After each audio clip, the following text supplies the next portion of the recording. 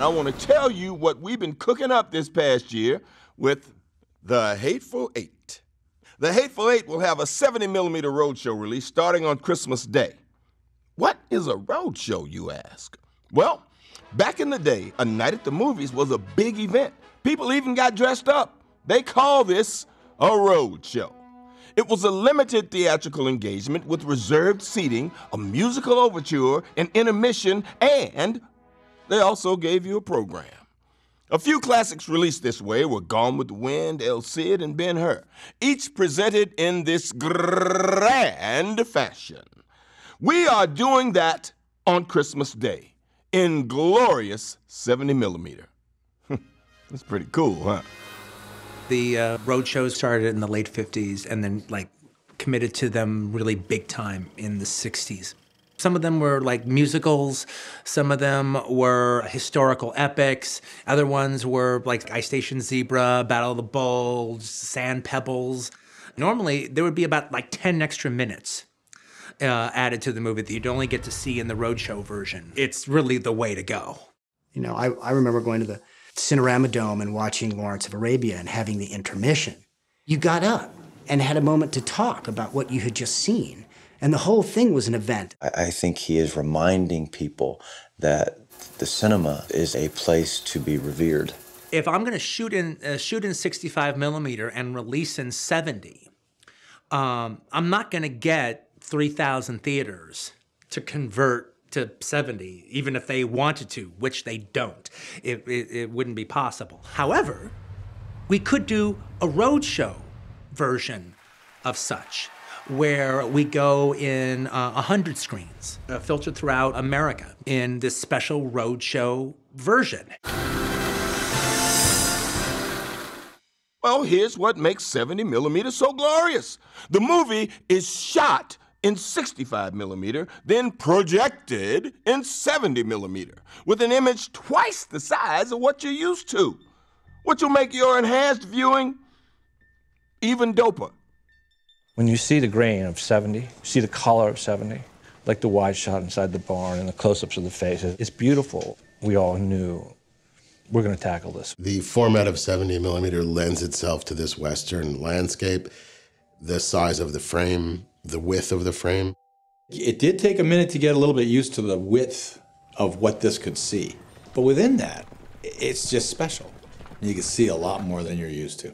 It's also very powerful to see something that big and how much detail you get. You just wouldn't think you'd be able to be in something like that again. By shooting it in 65mm, I'm guaranteeing to some degree or another, there will be 70mm film prints out there in the world screening for people who care. 24 frames a second flickering through the projector, creating the illusion of movement. Quentin and his esteemed director of photography, Bob Richardson, were determined to have The Hateful Eight be the 11th feature shot in Ultra Panavision. Ultra Panavision is the widest format there is. When film students come to Panavision and we lead them into the theater, and we're lucky enough to have a film print of the chariot race from Ben-Hur, which is 276:1, it is Ultra Panavision 70, these kids go nuts. They jump up and down. And I noticed another kid going nuts when we showed it, a guy named Quentin Tarantino. We brought him into the theater and showed it to him. And I realized I had actually never seen Ben-Hur in its original 276 format. And it was truly, truly amazing. He said, that's it. You guys have to make this work.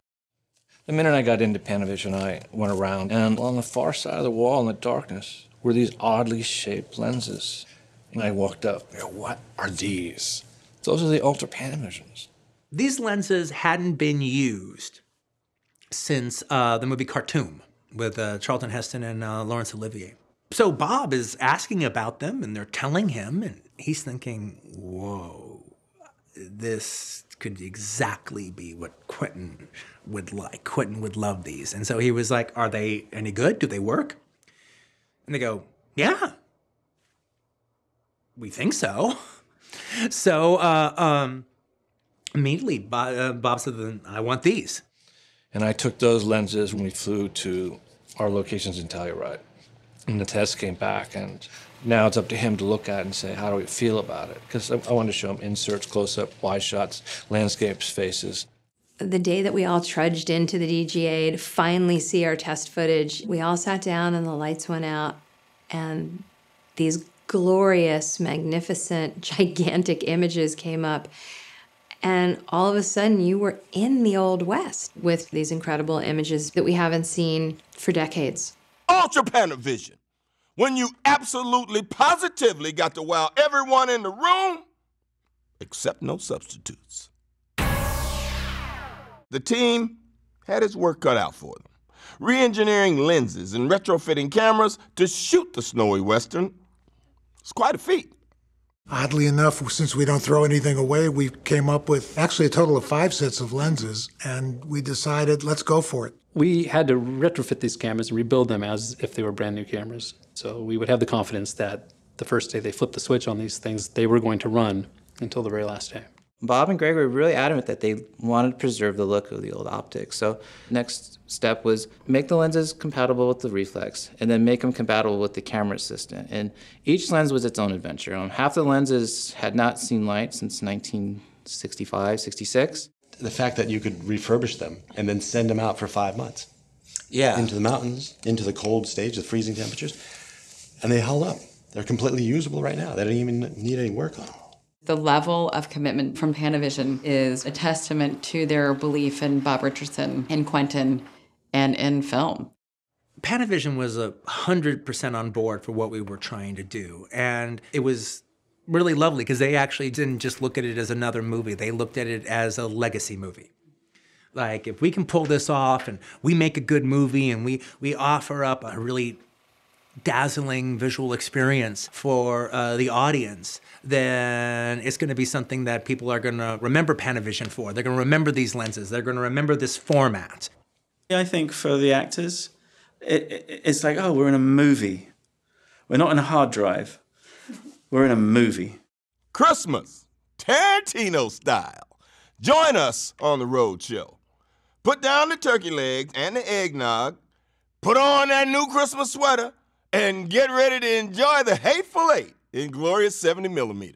The only present you're going to want this Christmas, if I do say so myself.